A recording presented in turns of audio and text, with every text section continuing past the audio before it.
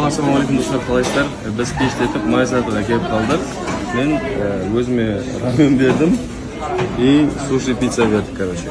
Но мынақты көрсетіп жіберсеңіз, менің екеуі де інім, туған інім Бедаулет, інім Жантемір, екеуі, короче, Майсатыға алып келдім.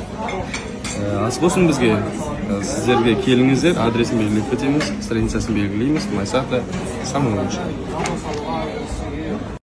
Қайырлы кеш, свежий баладан, мен банядан шығып, досыммен ақылдасып отқан жағдайым бар. Менде мынандай жаңалық болып тұр.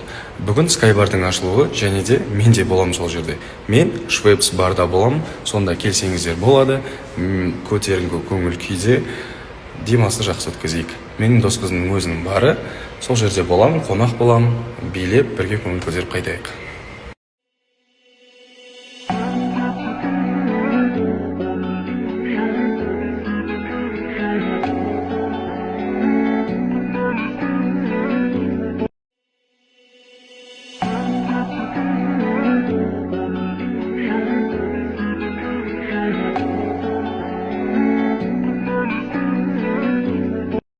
Белі ауырғалы осындай бәле алғанбыз ғой, турник біліп қоятын.